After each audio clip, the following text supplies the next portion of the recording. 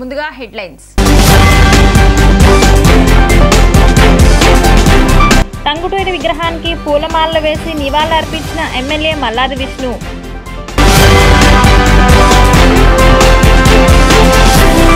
ఉత్కంఠ రేకెత్తిస్తున్న ఏపీ ఎన్నికల ఫలితాలపై బెట్టింగ్ బాబులు ఫోకస్. ఈవీఎంలను పగలకొట్టాలనే ఉద్దేశంతో దాడులు కూడా జరిగాయని అన్న ఇరిగేషన్ శాఖ మంత్రి అంబటి రాంబాబు.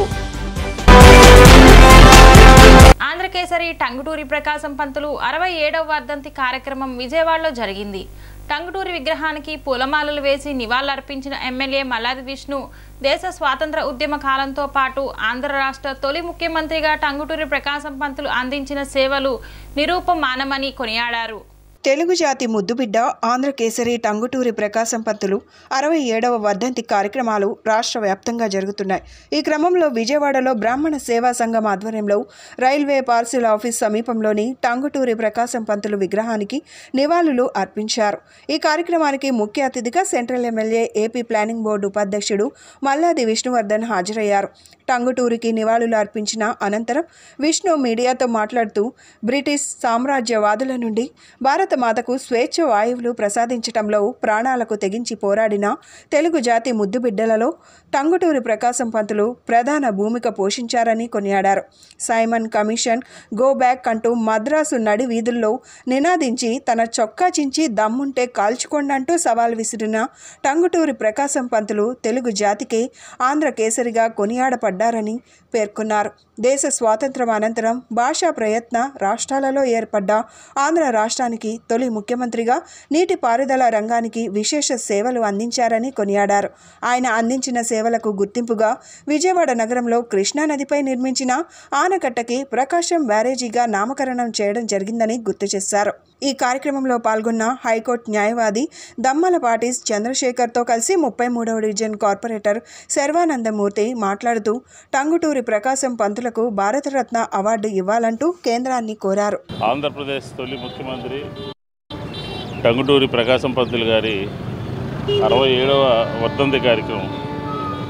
ఈ కార్యక్రమానికి కార్పొరేటర్ శర్వానందమూర్తి గారు, దమ్మలపాటి చంద్రశేఖర్ గారు, అలాగే శ్రీనివాస్ గారు, ఇతర మిత్రులందరూ కూడా ఈరోజు ఆయన వర్ధంతి సందర్భంగా ఘనమైనటువంటి నివాళులు అర్పించి ఆయనని గుర్తు చేసుకుంటూ రాజకీయాల్లో అందరూ కూడా ఆయన ఆదర్శంగా పనిచేయాల్సినటువంటి అవసరం ఉంది. ఎందుకంటే ఆయన అనేక సంస్కరణలకి కేంద్ర బిందువు. రెవెన్యూ మంత్రిగా, ముఖ్యమంత్రిగా ఆ రోజుల్లోనే సాగునీటి రంగం కానీ, అలాగే సాంఘిక సంక్షేమం కానీ, అలాగే విజయవాడ ప్రకాశం బ్యారేజ్ కానీ, ఇలాగా పరిపాలనలో తనదైనటువంటి ముద్ర వేసినటువంటి వ్యక్తి. నీతి నిజాయితీకి కూడా ఆయన మారుపేరు, అలాగే ధైర్యానికి కూడా ఆయన మారుపేరు. సైమన్ కమిషన్ని గో బ్యాక్ అని చెప్పని మద్రాసు నగరంలో బ్రిటిష్ సామ్రాజ్యాన్ని ఎదిరించినటువంటి దీశాలి ప్రకాశం పంతులు గారు. ఆయన ముఖ్యమంత్రిగా కొద్దికాలం పనిచేసినప్పటికీ కూడా అనేక సంస్కరణలకి ఆయన ఆద్యుడు. కాబట్టి ఈరోజు ఆయన్ని ఘనంగా ఆయన వర్ధంతి సందర్భంగా నివాళులు అర్పిస్తూ ఆయన అడుగుజాడల్లో మా ప్రభుత్వం కూడా నడుస్తుందని చెప్పని ఈ సందర్భంగా తెలియజేస్తాం. టంగుటూరి ప్రకాశం గారి 67వ వర్ధంతి సందర్భంగా ఈ రోజున మన సెంట్రల్ నియోజకవర్గ శాసనసభ్యులు, ప్లానింగ్ కమిషన్ ఉపాధ్యక్షులు మల్లాది విష్ణు గారి ఆధ్వర్యంలో శ్రీ ప్రకాశం గారికి ఘనమైనటువంటి నివాళులు అర్పించడం అనేటువంటి జరిగింది. ఆంధ్రకేసరి ప్రకాశం గారి జీవితం ఎంతో ఆదర్శదాయకమైనటువంటిది. దక్షిణ భారతదేశంలోనే స్వాతంత్ర సంగ్రామంలో ఒక ప్రముఖమైనటువంటి పాత్ర వహించినటువంటి గొప్ప త్యాగధనుడు, స్వాతంత్ర సమరయోధుడు శ్రీ ప్రకాశం గారు. తదనంతరం జరిగినటువంటి ఇక్కడ ఉమ్మడి మద్రాసు రాష్ట్రంలో, అదేవిధంగా ఆంధ్ర రాష్ట్రానికి తొలి ముఖ్యమంత్రిగా ఆయన పనిచేసి రెవెన్యూ శాఖ మంత్రిగా పనిచేస్తున్నప్పుడు కూడా జమీందారీ వ్యవస్థలను రద్దు చేసి ఎంతో సాహసోపేతమైనటువంటి నిర్ణయం తీసుకొని పేద ప్రజలందరికీ కూడా న్యాయం జరగాలని చెప్పేసి సంస్కరణలు చేపట్టినటువంటి గొప్ప పరిపాలనా దక్షుడు శ్రీ ప్రకాశం గారు. ఎన్నికల వేళ ఏపీలో బెట్టింగ్లు మొదలయ్యాయి. ఉత్కంఠ రేకెత్తిస్తున్న ఎన్నికల ఫలితాలపై బెట్టింగ్ బాబులు ఫోకస్ పెట్టారు. రాష్ట్ర రాజకీయాల్లో సంచలనం సృష్టించిన నేతలు, ప్రజాదరణ భారీగా ఉన్న నాయకులు బరిలో ఉన్న చోట పందాలు కూడా భారీగానే సాగుతున్నాయి. ఈ విషయంలో టాప్ 10 అసెంబ్లీ నియోజకవర్గాల్లో పిఠాపురం, మంగళగిరి, గన్నవరం, గుడివాడ, ఉండి, కాకినాడ సిటీ, రాజోలు, విజయవాడ తూర్పు, నగరి, ధర్మవరం ఉన్నట్టు సమాచారం. తర్వాతి స్థానాల్లో నెల్లూరు రూరల్, చీరాల, దర్శి, గుంటూరు పశ్చిమం, విజయవాడ సెంట్రల్, రాజానగరం, రాజమహేంద్రవరం, విశాఖపట్నం తూర్పు, అవనిగడ్డ, మచిలీపట్నం, సత్తెనపల్లి, గురజాల, ఆళ్లగడ్డ, నందిగామ, మైలవరం, పోలవరం ఉన్నట్లు చెప్పుకున్నారు. ఆ నియోజకవర్గాల్లో టీడీపీ, వైసీపీ అభ్యర్థులు గెలుపోటములపై లక్ష్యాల్లో బెట్టింగ్లు జరుగుతున్నాయి. ఈ విషయంలో టాప్ 10 అసెంబ్లీ నియోజకవర్గాల్లో పిఠాపురం, మంగళగిరి, గన్నవరం, గుడివాడ, ఉండి, కాకినాడ సిటీ, రాజోలు, విజయవాడ తూర్పు, నగరి, ధర్మవరం ఉన్నట్టు సమాచారం. తర్వాతి స్థానాల్లో నెల్లూరు రూరల్, చీరాల, దర్శి, గుంటూరు పశ్చిమం, విజయవాడ సెంట్రల్, రాజానగరం, రాజమహేంద్రవరం, విశాఖపట్నం తూర్పు, అవనిగడ్డ, మచిలీపట్నం, సత్తెనపల్లి, గురజాల, ఆళ్లగడ్డ, నందిగామ, మైలవరం, పోలవరం ఉన్నట్టు చెప్తున్నారు. ఆ నియోజకవర్గాల్లో టీడీపీ, వైసీపీ అభ్యర్థుల గెలుపోటములపై లక్షల్లో బెట్టింగ్లు జరుగుతున్నాయి.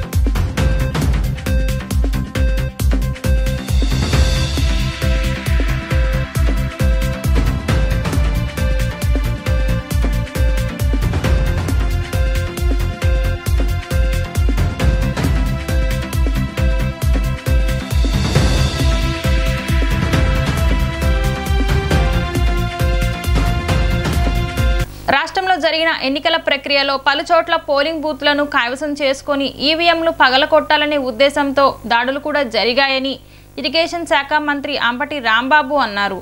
ముఖ్యంగా పల్నాడు, అనంతపురంతో పాటు రాయలసీమ జిల్లాల్లో పలుచోట్ల పెద్ద ఎత్తున హింస చెలరేగిందని అన్నారు. ఎస్ఆర్సీపీ కార్యాలయంలో మంత్రి అంబటి రాంబాబు మీడియాతో మాట్లాడుతూ పల్నాడు, అనంతపురం జిల్లాల్లో ఉన్న ఎస్సీలను ఎన్నికలకు ముందు ఎన్నికల కమిషన్ మార్చిందని అన్నారు. బీజేపీ రాష్ట్ర అధ్యక్షురాలు చంద్రబాబు వదిన పురంధేశ్వరి ఎన్నికల కమిషన్కు ఫిర్యాదు చేయడం వల్లనేనన్నారు. రాష్ట్రంలో హింస ప్రజ్వలించడానికి ప్రధాన కారణం చంద్రబాబు, పురంధేశ్వరిలా కుట్రేనని అన్నారు. ఇలాంటి పరిస్థితిని భారత ప్రజాస్వామ్యంలో ఏ విధంగా భావించాలి అని అన్నారు. దీనికి వెనుక ప్రధాన కుట్ర చంద్రబాబుదే.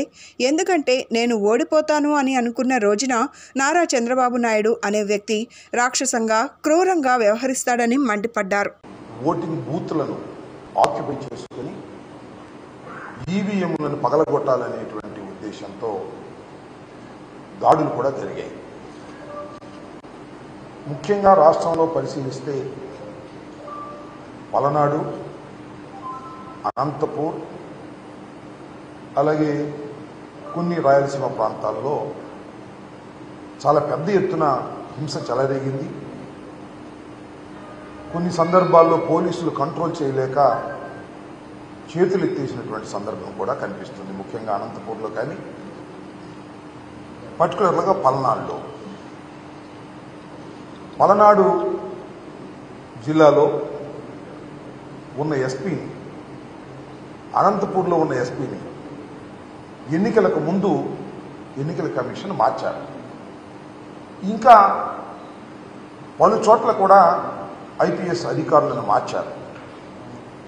దేనికోసం మార్చారు అంటే, పురంధరేశ్వరి గారు భారతీయ జనతా పార్టీ రాష్ట్ర శాఖ అధ్యక్షురాలు, చంద్రబాబు నాయుడు గారి వదిన గారు, చంద్రబాబు నాయుడు గారితో కలిసి, అంటే వీళ్ళు కలిసే ఉన్నారు అనుకోండి. ఎందుకంటే భారతీయ జనతా పార్టీ, తెలుగుదేశం, జనసేన కలిసి కూటమిగా వచ్చారు. వీళ్ళిద్దరూ కలిసి ఎన్నికల కమిషన్కు ఫిర్యాదు చేశారు.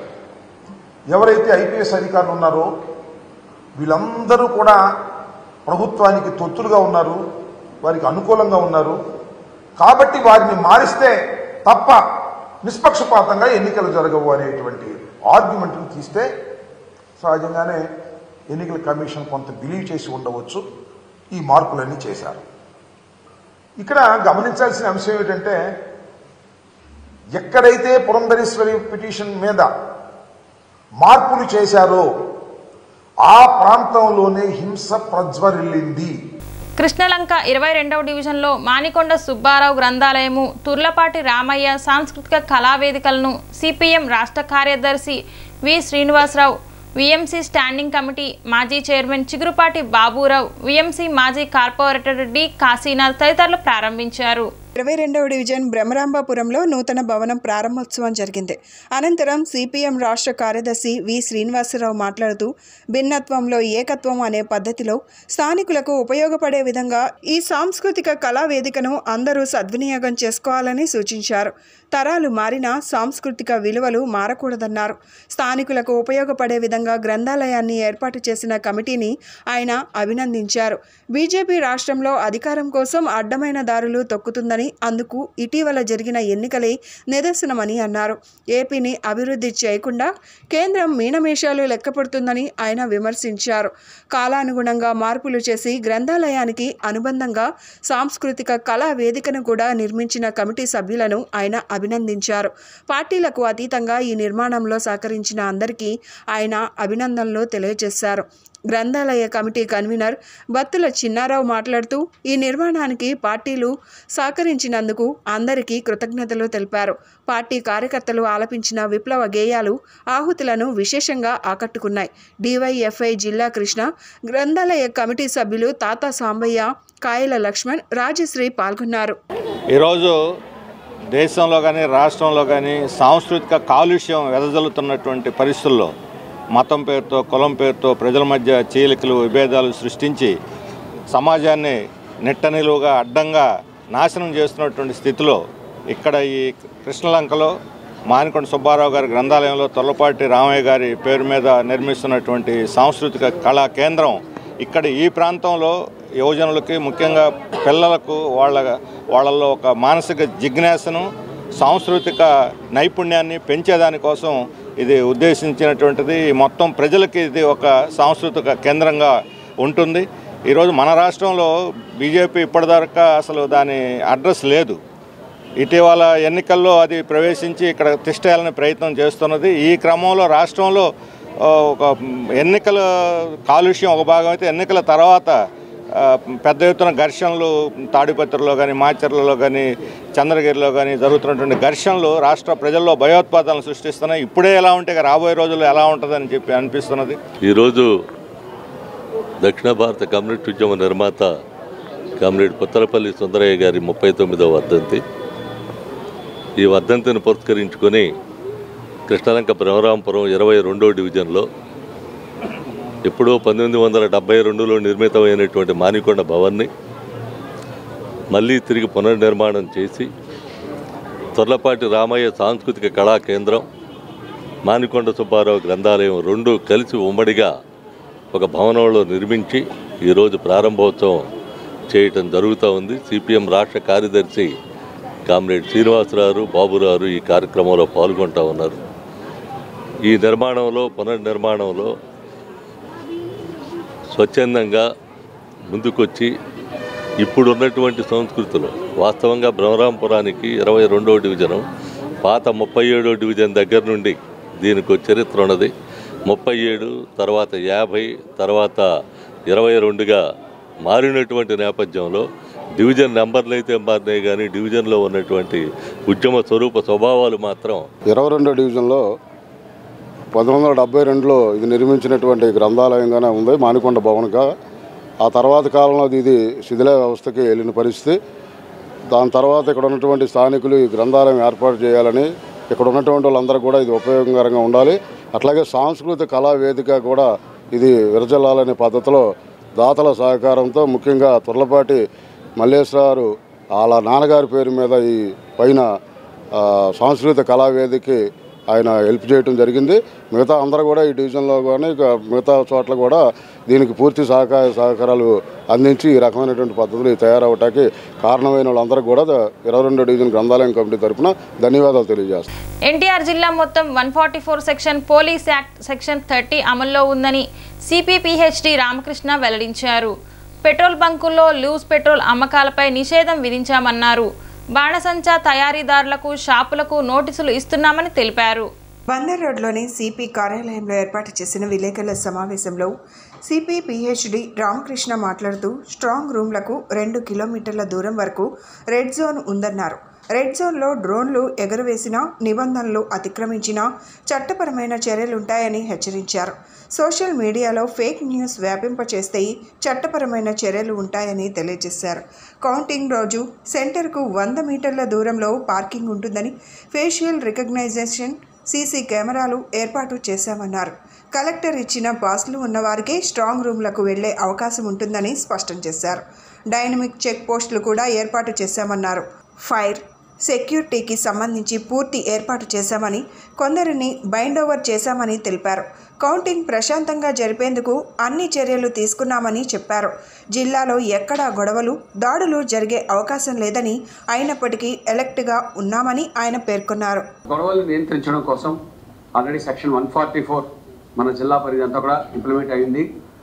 అలాగే సెక్షన్ 30 ఆఫ్ పోలీస్ యాక్ట్ కూడా ప్రొమల్గేట్ చేయడం జరిగింది. సెక్షన్ 144 ప్రకారం ఎంతో తెలుసు, నలుగురు నుంచి ఎవరు బయట తిరగడానికి వెళ్ళలేదు. సెక్షన్ 30 ప్రకారం ఏ రకమైన మీటింగ్స్ పెట్టాలన్నా, ప్రొసెషన్స్ తీయాలన్నా, ర్యాలీలు తీయాలన్నా, ఏం చేయాలన్నా సరే పోలీస్ పర్మిషన్ కంపల్సరీ తీసుకోవాల్సి వస్తుంది. దయచేసి అభ్యర్థులందరూ కూడా దీన్ని గుర్తుంచుకోవాలని కోరుతున్నాం. తర్వాత కొన్ని మనకి just control law and order, ఎవరు కూడా కర్రలు కానీ రాళ్ళు కానీ ఇలాంటి పట్టు తిరగడం కానీ, గొట్టాలు పేర్చుకుని ఉండడం కానీ, లేదా పెట్రోల్ బంకుల్లో లూజ్ పెట్రోల్ సేల్ చేయడం కానీ, ఇవన్నీ కూడా ఆల్రెడీ ఎలక్షన్ కమిషన్ గైడ్లైన్స్ ప్రకారం వాటిని ఇంప్లిమెంట్ చేస్తున్నాము. క్రాకర్స్కి వచ్చేసరికి ఆల్రెడీ క్రాకర్ షాప్స్ అన్నిటికి కూడా మనకి, ఎందుకంటే వితౌట్ పర్మిషన్ సెక్షన్ 30 పర్మిషన్ ప్రకారం ఇవన్నీ ఏమి లేవు. క్రాకర్స్ కాల్చడానికి అనుమతి లేదు, దేనికి లేదు. కాబట్టి ఎటువంటి పరిస్థితుల్లో కూడా ఈ క్యాండిడేట్స్ ఎవరైతే ఉంటారో వాళ్ళ కోసం క్రాకర్స్ కాల్చొద్దని వాళ్ళందరికీ నోటీసులు ఇవ్వడం జరుగుతుంది. పర్సనల్గా క్రాకర్ షాప్స్కి, మ్యానుఫ్యాక్చరింగ్ యూనిట్స్ కూడా నోటీసులు ఇస్తున్నాము. తర్వాత ముఖ్యంగా ఈ టైంలో ప్రజలకి అప్పీల్ ఏంటంటే, విపరీతంగా ఏవో ఫేక్ న్యూస్ సర్క్యులేట్ అవుతూ ఉంటాయి. వెరిఫై చేసుకోండి. ముందు వెరిఫై చేసుకోకుండా కంగారు పడి హడావిడి చేసి ఏదో జరిగిపోతుందని అల్లర్లకి వెళ్ళడం మాత్రం దయచేసి తగదు. అందరూ కూడా వెరిఫై చేసుకోండి. ఏమైనా అవసరం ఉంటే పోలీస్ కాల్ చేయండి. All numbers are active, all police numbers are active.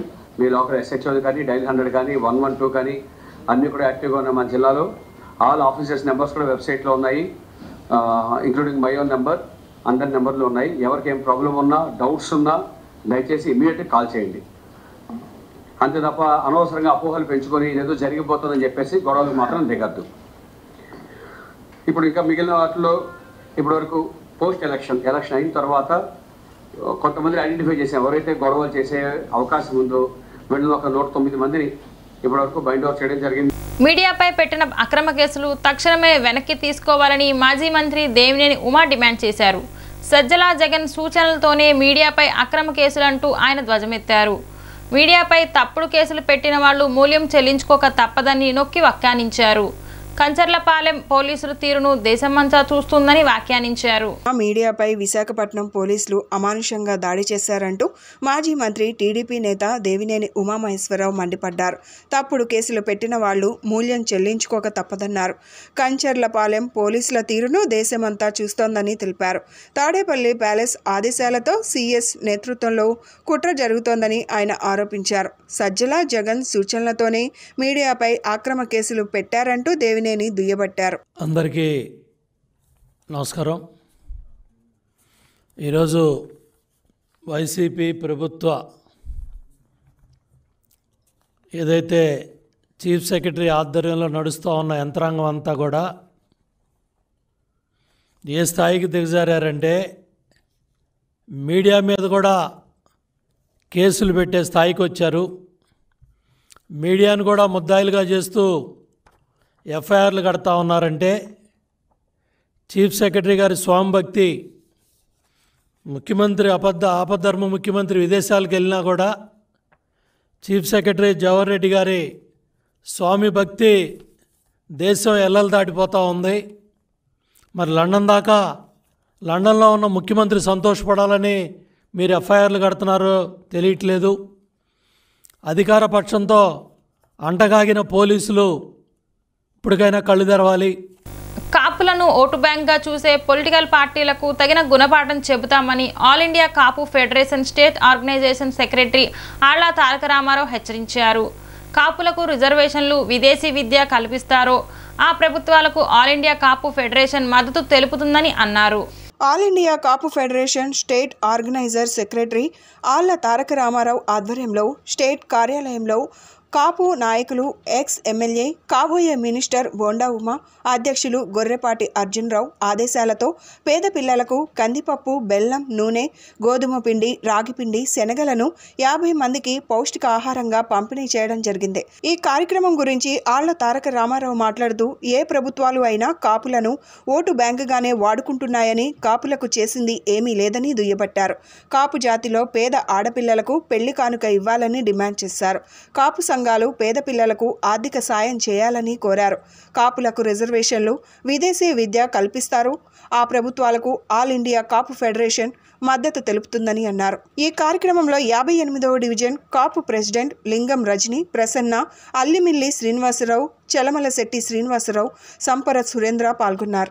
ఈరోజు ఆల్ ఇండియా కాపు ఫెడరేషన్ స్టేట్ కార్యాలయంలో స్టేట్ ఆర్గనైజింగ్ సెక్రటరీ ఆళ్ల తారక రామారావు అనే నేను ఆధ్వర్యంలో ప్రతిసారి ఇచ్చే విధంగానే ఈరోజు మా కాపు నాయకులు, మా అధ్యక్షులు గొర్రెపాటి అర్జున్రావు గారి ఆదేశాల మేరకు మా సీనియర్ కాపు నాయకులు మాకు దశ దిశ నిర్దేశించేటటువంటి మహోన్నతమైన వ్యక్తి, ఎక్స్ఎమ్మెల్యే, కాబోయే మినిస్టర్ మా బోండామన్న గారి ఆదేశాల మేరకు ఈరోజు ఆల్ ఇండియా కాపు ఫెడరేషన్ కార్యాలయంలో పేద పిల్లలకు న్యూట్రిషన్ ఫుడ్, పౌష్టికాహారం ఇవ్వటం జరుగుతుంది. ఇది మేము ఈరోజు చేసే కార్యక్రమం కాదండి. ప్రతి 3 నెలలకి 4 నెలలకి ఏదో ఒక విధంగా మా ఆల్ ఇండియా కాపు ఫెడరేషన్ తరపున చిన్నపిల్లల దగ్గర నుంచి పెద్దవాళ్ళు వరకు పేదలకు, అనారోగ్యవంతులైనటువంటి వారికి మా వంతు సహాయం ఇవ్వటం జరుగుతుంది. అదేవిధంగా ప్రతి ఒక్క నాయకులు కానివ్వండి, ప్రజలు కానివ్వండి, మనం ఎంత సహాయం చేసామన్నది కాదు, పేద పిల్లలకి మన వంతు సహాయం ఎంత చేసామన్నది ముఖ్యం. అది దృష్టిలో పెట్టుకొని ప్రతి ఒక్క నాయకులు, అంటే రాజకీయ పరంగా కాదండి, రాజకీయమైనా పర్లేదు, మా ఆల్ ఇండియా కాపు ఫెడరేషన్ తరపున, తర్వాత మా కాపు సంఘాల తరపున మీరు ప్రతి ఒక్క పేద పిల్లలకు కానీ, ప్రతి ఒక్క పేదవారికి కానీ సహాయ సహకారాలు అందించాలని, వారికి మీ వంతు సహాయం చేయాలని ఈ ఆల్ ఇండియా కాపు ఫెడరేషన్ స్టేట్ ఆర్గనైజింగ్ సెక్రటరీగా నేను కోరుకుంటున్నాను. ఎన్నికల అనంతరం సెంట్రల్ నియోజకవర్గంలోని డివిజన్లో పర్యటిస్తూ ప్రజా సమస్యలను తెలుసుకుంటున్నారు సెంట్రల్ నియోజకవర్గ సిపిఎం అభ్యర్థి సిహెచ్ బాబురావు. ఇంటింటికి వెళ్లి వేసవిలో ఎదుర్కొంటున్న ప్రజా సమస్యలను తెలుసుకున్న ఆయన ఈ సందర్భంగా మీడియాతో మాట్లాడుతూ ఈ ఎన్నికల్లో నోట్ల రాజకీయాలకు ఓట్లు నలిగిపోయాయని ఆవేదన వ్యక్తం చేశారు. రాష్ట్రంలోని ప్రధాన రాజకీయ పార్టీలు ఓటర్లను డబ్బుతో కొని ప్రజాస్వామ్య వ్యవస్థను అపహాస్యం చేస్తున్నారని మండిపడ్డారు. ఎన్నికల కోడ్ పేరుతో అభివృద్ధి కార్యక్రమాలు, సంక్షేమ పథకాలు, ప్రజా సమస్యలు పరిష్కరించకుండా అధికారులు నిలిపివేయడాన్ని తప్పుపట్టారు. ఓట్లు నలిగిపోయాయని ఆవేదన వ్యక్తం చేశారు. రాష్ట్రంలో ప్రధాన రాజకీయ పార్టీలు ఓటర్ను డబ్బుతో కొని ప్రజాస్వామ్య వ్యవస్థను అపహాస్యం చేస్తున్నాయని మండిపడ్డారు. ఎన్నికల కోడ్ పేరుతో అభివృద్ధి కార్యక్రమాలు, సంక్షేమ పథకాలు, ప్రజా సమస్యలు పరిష్కరించకుండా అధికారులు నిలిపివేయడాన్ని తప్పుపట్టారు. తెలుగుదేశం, వైసీపీ, బీజేపీ నీటి కవుడు ఎత్తునే ధన రాజకీయాలు నడిపారు. అది ఓట్ల రాజకీయం కాదు, నోట్ల రాజకీయం, కోట్ల రాజకీయం లాగా మార్చేశారు. ప్రజల మీద విశ్వాసం లేక, ప్రజల ఓట్లు పొందుతామనే ధైర్యం లేక డబ్బు మీద ఆధారపడేటువంటి పార్టీలు. దీనికి భిన్నంగా సిపిఎం ఇండియా వేదిక మద్దతుతో విధానాలు, ఎజెండా, ప్రజా సమస్యలు, నేను చేసిన కృషి, పోరాటాలు వీటి ఆధారంగా జనం ముందున్నాం. అందుకే ఎన్నికల అనంతరం కూడా చాలామంది చూస్తున్నాం, అధికార ప్రతిపక్ష నేతలు పెద్ద పెద్దవాళ్ళు విదేశాల్లో విహారయాత్రలు చేస్తున్నారు, లేకపోతే ఏంటో తెలియదు. సరే వాళ్ళ ఇష్టం. కానీ ప్రజా సమస్యలు మాత్రం గాలికి వదిలేశారు. రాష్ట్రంలో ఒకవైపున హింస చెలరేగిపోతూ ఉంది, ఎన్నికల్లో అక్రమాలు చెలరేగిపోయినాయి. మరొక వైపు ప్రజా సమస్యలను పట్టించుకునే నాదులు లేదు, పైనుండి కింద వరకు. ఎన్నికల కోడ్ అని చెప్పారు. అత్యవసర పనులు చేయడానికి ఎన్నికల కోడ్తో సంబంధం ఏమీ లేదు. అది నిరంతరం పనులు జరగాల్సిందే. ఎన్నికల కోడ్ వచ్చిందని కరెంటు బిల్లు ఆపారా? ఎన్నికల కోడ్ వచ్చిందని ఇంటి పన్ను కట్టించుకోవడం ఆపుతున్నారా? ఎన్నికల కోడ్ ఉందని ప్రభుత్వం ఏ పన్ను వసూళ్ళు ఆపారు? పనులు చేయటాన్ని ఎందుకు ఆపాలి? అందుకే ఇవాళ రాజరాజేశ్వరపేటలో పర్యటిస్తూ ఉంటే డ్రైనేజీ పొంగి పొరుగుతూ ఉంది. అలాగే అనారోగ్యంతో అనేక మంది బాధపడుతూ ఉన్నారు. వాళ్ళకి సరైనటువంటి వైద్యం అందట్లేదు, పారిశుద్ధ్యం దెబ్బతినుంది, చేసుకోవడానికి కావాల్సిన పని లేదు, ఆదాయం లేదు. ఎన్నికల్లో డబ్బు పంచడానికి మాత్రం ఈ పార్టీల దగ్గర డబ్బు ఉంది. అదే ప్రజలకి సంక్షేమం అందించడానికో, ప్రజలకి సేవ చేయటానికో, ప్రభుత్వం నుంచి ఇవ్వటానికో దానికి మాత్రం డబ్బు కదువైపోతా ఉంది. విజయవాడ పోలీస్ కమిషనరేట్ పరిధిలో పోలీసులు విస్తృతంగా వాహనాలు తనిఖీలు నిర్వహిస్తున్నారు. ట్రాఫిక్ పోలీసులు ప్రధానమైన సెంటర్ల వద్ద వాహనాలను క్షుణ్ణంగా పరిశీలించి డ్రైవింగ్ లైసెన్స్తో పాటు సరైన పత్రాలు లేని వాహనాలను స్వాధీనం చేసుకోవడంతో పాటు అలాంటి వాహనాలపై కేసు నమోదు చేస్తున్నారు.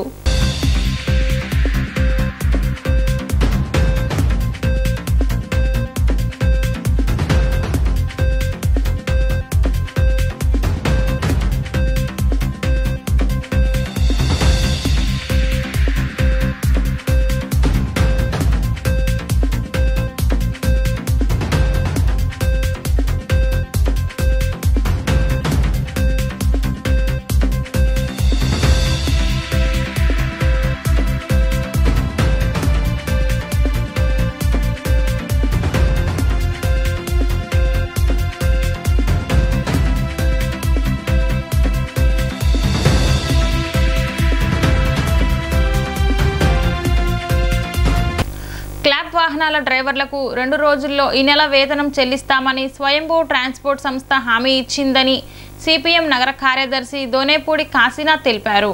మిగిలిన సమస్యల పరిష్కారం కోసం జూన్ 15 వరకు గడువు ఇచ్చామని, ఈలోగా పరిష్కరించుకుంటే సమ్మె మరలా చేపడతామని హెచ్చరించారు.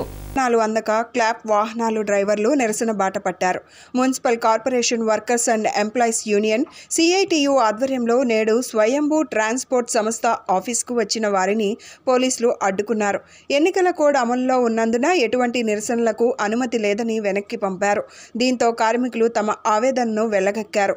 జీతాలు పడకపోవడం, కుటుంబాన్ని పోషించుకోలేని పరిస్థితి ఉందని, ఈఎంఐలు చెల్లించడానికి వడ్డీలకు అప్పు చేయాల్సి వస్తుందన్నారు. కాగా సిపిఎం నేత కాశీనాథ్ మరియు సిఐటియు నాయకుల సంస్థ యాజమాన్యంతో చర్చలు జరిపారు. కార్మికులు ఎదుర్కొంటున్న సమస్యలు పరిష్కరించాల్సిన డిమాండ్లను వారి దృష్టికి తీసుకువెళ్లగా యాజమాన్యం సానుకూలంగా స్పందించిందని తెలిపారు. ఈ నెల వేతనాలు మరో 2 రోజుల్లో చెల్లిస్తామని కంపెనీ హామీ ఇచ్చిందని తెలిపారు. జూన్ 15వ తేదీ వరకు యాజమాన్యానికి గడువు ఇచ్చామని, అప్పటికి సమస్యలు పరిష్కారం కాకుంటే సమ్మె బాట పడతామని హెచ్చరించారు. నగరంలో క్లాప్ ఆటో డ్రైవర్లు 230 మంది ఉన్నారు. ఈ 230 మందికి సంబంధించినటువంటి జీతాలు కానీ అగ్రిమెంటు సమ్మె కాలంలో ప్రభుత్వంతో కుదిరినటువంటి ఒప్పందం ఏదైతే ఉందో 18,500, ఆ 18,500 అమలు జరపడం వల్ల మిగిలిన వర్కర్లకి కార్పొరేషన్లో పనిచేస్తూ ఉన్నటువంటి కాంట్రాక్టు అవుట్సోర్సింగ్ ఎంప్లాయీస్కి ఒక మేరకి అమలు జరిగినాయి. కానీ క్లాప్ ఆటో డ్రైవర్లకి ఆ 18,500 అమలు జరగల. రెండో విషయం, ఈ సమ్మెలో వెళ్లకుండా వీళ్ళు పాల్గొనకుండా ఉన్నందుకు గాను కంపెనీ తాలూకు వాళ్ళు ఒక అగ్రిమెంట్ పరోక్షంగా ఇండైరెక్ట్గా ఒక అగ్రిమెంట్ చేసుకున్నారు లోపాయికారి. ఆ అగ్రిమెంట్ ఏంటంటే 15,000 ఇవ్వాలని చెప్పని, ఇస్తామని, అంటే 12,500 నుంచి 15,000 ఇస్తామని. కాబట్టి అది నమ్మి కార్మికులు సమ్మెలోకి రాలా. ఇప్పుడు ఆ 15,000 కూడా ఇచ్చేటువంటి పరిస్థితి కనపట్ల. అందుకని అదేమంటే తర్వాత అంటున్నారు. మేము అసలు 15 మీద లేము. అగ్రిమెంట్ అయింది గవర్నమెంట్తో 18,500. ఆ 18,500 రూపాయలు ఖచ్చితంగా ఇవ్వాల్సిందే. అది రేపిస్తారా, ఎల్లుండి ఇస్తారా, ఎట్లా ఇస్తారని చెప్పనేది తేల్చుకోమని చెప్పాం. ఇప్పుడు ఇచ్చేటువంటి శాలరీ కూడా ఈ మంత్ శాలరీ ఆగి ఉంది. ఆ మంత్ శాలరీ ఇవాళ తారీఖు 20 ఇంతవరకు పడలేదు. ఈ శాలరీని రేపు సాయంత్రం లోపు, ఎల్లుండి ఉదయం లోపు ఈ శాలరీకి సంబంధించినటువంటిది వేయాలని చెప్పనేటువంటి డిమాండ్ చేశాం. కార్పొరేషన్లో పనిచేస్తున్న క్లాప్ ఆటో డ్రైవర్లు 5వ రోజు బళ్ళాపి నిరసన తెలియజేస్తూ ఉన్నారు. మా జీతాల కోసం ఏదైతే యాజమాన్యం పెంచిన జీతాలు ఇవ్వాలని, దాంతోపాటు ఐడెంటిటీ కార్డులు, ఈఎస్ఐ, పిఎఫ్, అదేవిధంగా యాక్సిడెంట్ ఏదన్నా జరిగితే డ్రైవరే బాధ్యత వహించాలని ఈ తదితర డిమాండ్ల మీద ఈరోజు స్వయంభూ ఆఫీస్ దగ్గరికి అడగడానికని రావడం జరిగింది. ఈ సందర్భంగా మేనేజ్మెంటు కూడా స్పందించి 2 రోజుల్లో పాత జీతం వేసే ప్రయత్నం చేస్తామని చెప్పడం జరిగింది. పెంచే జీతం అది 15వ తారీఖు లోపు మేము ప్రభుత్వంతో డిసైడ్ చేసుకొని. కోర్సు శ్రీనివాసరావు నా పేరు సార్. నేను స్వయంభూ ట్రాన్స్పోర్ట్లో స్క్రాప్ డ్రైవర్గా పనిచేస్తున్నాను సార్. మా అలాగే 250 మంది వర్కర్లు ఉన్నారు. ప్రతి నెల శాలరీ టయానికి వేయట్లేదు సార్. ప్రతి నెల శాలరీ 10వ తారీఖు వేస్తామని ప్రతి నెల కూడా 20వ తారీఖు, 25వ తారీఖున అంటున్నారు. మాకు ఈఎంఐలు ఉన్నాయి, ఇంటద్దులు ఉన్నాయి, అన్నీ ఉన్నాయి. వాళ్ళ యాజమాన్యం చెప్పిన దానికి కూడా మేము కట్టుబడి ఉన్నా సరే ఇంతవరకు మాకు శాలరీలు పడలేదు సార్. లాస్ట్ టైం కూడా గవర్నమెంట్ వాళ్ళు ఇలా చాలామంది వచ్చారు. శైలజ మేడం గారు వచ్చారు, మల్లాది విష్ణు గారు, అందరూ వచ్చి ఎక్సెల్లో ఇలాగిస్తాం, మీకు కంపల్సరీ మేము యాజమాన్యాన్ని మందులిస్తాము. కనకారావు అండి. నేను క్యాబ్ డ్రైవర్గా చేస్తున్నాను స్వయంభూ దాంట్లో. అయితే మాకు శాలరీలు వచ్చేసి 12,000 ఇస్తున్నారు. కటింగ్లో ఎన్నుకొని 10,000 వస్తున్నాయి. ఎటు సరిపోవట్లేదు. ఆ శాలరీలు కూడా మాకు టైం టు టైం వేయట్లేదు. 20 తారీఖులు దాటిన తర్వాత వేస్తున్నారు. ఈ లోపల మాకు ఇంటద్దులు, కరెంటు బిల్లులు ఇవన్నీ కూడా ఆగట్లేదు. బయట వడ్డీలు తెచ్చుకొని మేము ఇలా చేసుకోవాల్సి వస్తుంది. ఆ వడ్డీలు తెచ్చుకొని కూడా మేము వడ్డీలు కట్టుకొని ఇది చేసుకోవాల్సి వస్తుంది. పల్నాడులో ఎన్నికల సందర్భంగా జరిగిన అరాచకాలపై నిష్పక్షపాతంగా విచారణ జరిపి నిజానిజాలు బయటపెట్టాలంటూ టీడీపీ నర్సారావుపేట ఎంపీ అభ్యర్థి లావు శ్రీకృష్ణదేవరాయలు సిట్ అధికారులను కోరారు. కాల్ డేటా ఇచ్చేందుకు తాము సిద్ధమని, వైసీపీ నేతల కాల్ డేటా కూడా తీసుకొని పరిశీలించాలని అన్నారు. పల్నాడులో జరిగిన అరాచకాలపై వైసీపీ నేతలు తప్పుడు ప్రచారం చేస్తున్నారని, సాక్షి మీడియా వాస్తవాలను వక్రీకరించి ప్రచారం చేస్తోందని మండిపడ్డారు. మంగళగిరిలోని టీడీపీ జాతీయ కార్యాలయంలో ఎంపీ లావు శ్రీకృష్ణదేవరాయలు మీడియా సమావేశంలో మాట్లాడుతూ రాష్ట్రంలో అరాచకాలు సృష్టించిన వైసీపీ నేతలు వాటిని టీడీపీ నేతలపై రుద్దే ప్రయత్నం చేస్తున్నారని ఆరోపించారు. కులం రంగు పులిమి అధికారులతో లేని సంబంధ బాంధవ్యాలను అంటగట్టి మాపై నిందలు మోపుతున్నారని విమర్శించారు. ఎన్నికల సందర్భంగా రాష్ట్రంలో చోటు చేసుకున్న హింసాత్మక ఘటనలపై సిట్ విచారణ జరుగుతోందని గుర్తు చేశారు. తమ వద్ద ఉన్న ఆధారాలను దర్యాప్తు అధికారులకు పంపించామని, దర్యాప్తుల్లో నిజానిజాలు బయటపడతాయని చెప్పారు. పల్నాడులో జరిగిన ఘటనలను తమపై రుద్దేందుకు వైసీపీ నేతలు కుట్ర చేస్తున్నారని ఆరోపించారు. మీడియా మిత్రులందరికీ కూడా నా హృదయపూర్వక నమస్కారం. గడిచిన 2-3 రోజుల నుంచి ఏదైతే సిట్ ఏర్పాటు చేశారో వారి ఆధ్వర్యంలో రాష్ట్రం మొత్తం ఎక్కడైతే అల్లర్లు జరిగినాయో ముఖ్యంగా పల్నాడులో తిరుగుతూ ఉన్నారు. దాని గురించి విచారణ జరుపుతూ ఉన్నారు. ఈ సిట్ అధికారులకి మా వైపు నుంచి కూడా మేము రిక్వెస్ట్ లెటర్ పంపిస్తూ ఉన్నాం. దీన్ని పూర్తి ఎటువంటి ఆధారాలు లభించినా కానీ అన్ని యాంగిల్స్లో కూడా దీన్ని విచారించాలని చెప్పి వారిని కోరుతూ ఉన్నాం. ముఖ్యంగా గడిచిన 4 రోజుల నుంచి, ఎలక్షన్స్ అయిపోయిన 4 రోజుల నుంచి 5 రోజుల నుంచి కూడా వైఎస్ఆర్ కాంగ్రెస్ పార్టీ వైపు నుంచి డెలిబరేట్గా ఒక మెసేజ్ని అయితే తీసుకెళ్ళడానికి ప్రయత్నిస్తూ ఉన్నారు. దాంట్లో మొదటిది ఏదైతే ఈ పల్నాడులో జరిగిన గొడవలకి కారణం, స్ట్రాంగ్ రూమ్ల వద్ద భారీ బందోబస్తు ఏర్పాటు చేసినట్లు నగర పోలీస్ కమిషనర్ పిహెచ్డి రామకృష్ణ తెలిపారు. ప్రశాంత వాతావరణంలో ఎన్నికలు జరిగాయని, స్ట్రాంగ్ రూమ్ల వద్ద 2 సిఆర్పిఎఫ్ ఆర్మాండ్ పోలీసులు ఏర్పాటు, సుమారు 400 మంది పోలీసులు బందోబస్తు నిర్వహిస్తున్నట్లు సిపి వివరించారు. అనుమతి ఉన్న వారికి మాత్రమే ఫేషియల్ కెమెరాల ద్వారా స్ట్రాంగ్ రూమ్లకు వచ్చే వారిని గుర్తించడం జరుగుతుందన్నారు.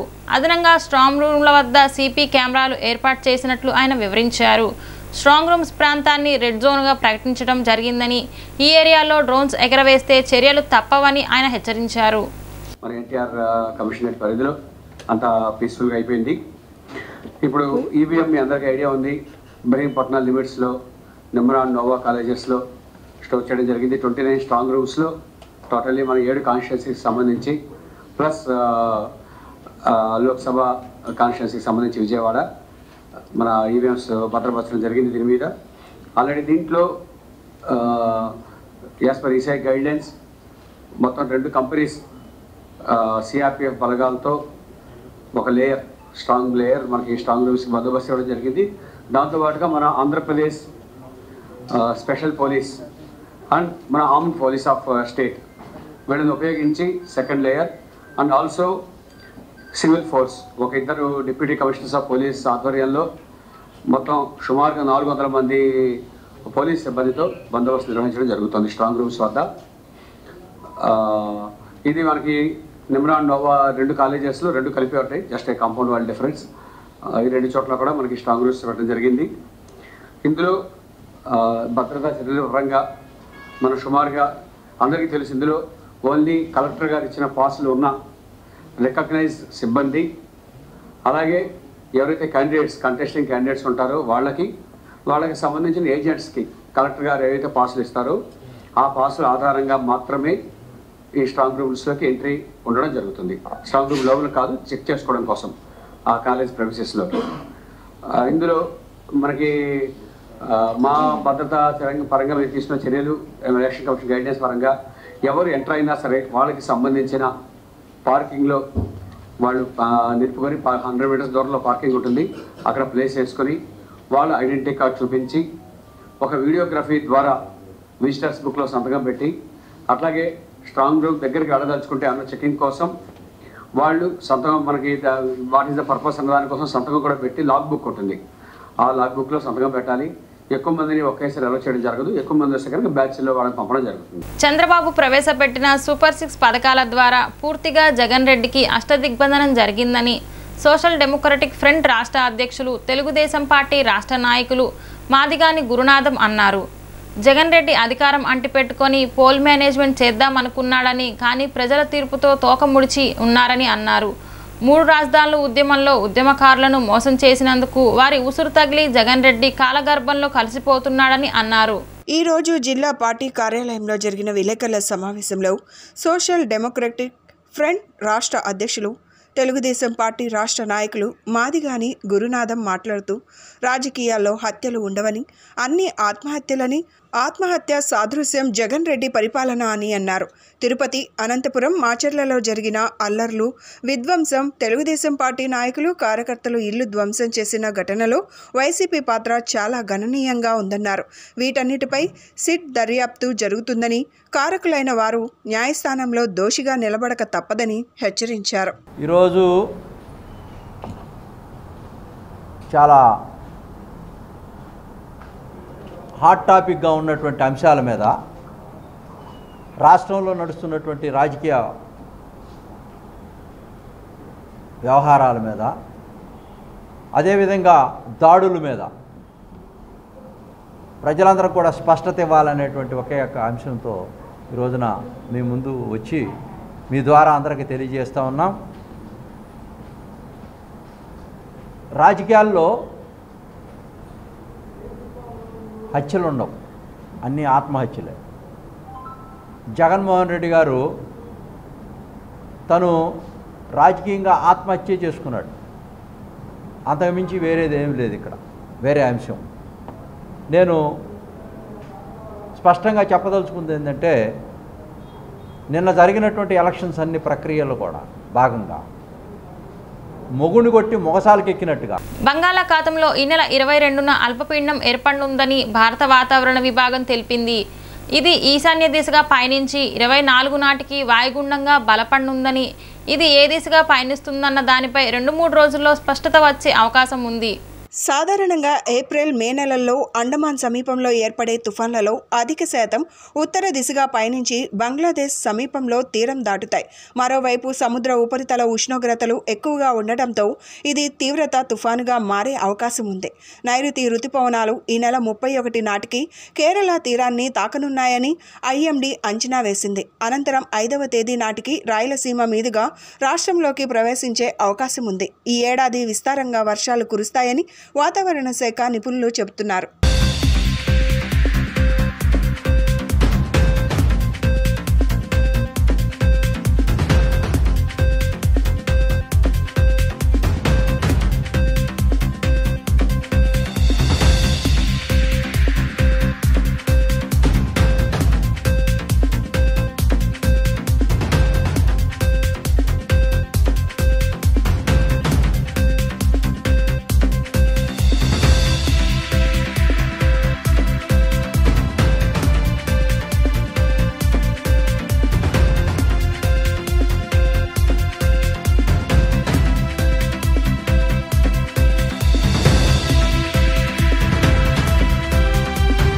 ముగించే ముందు ముఖ్యాంశాలు మరొకసారి. టంగుటూరి విగ్రహానికి పూలమాలలు వేసి నివాళులర్పించిన ఎమ్మెల్యే మల్లాది విష్ణు.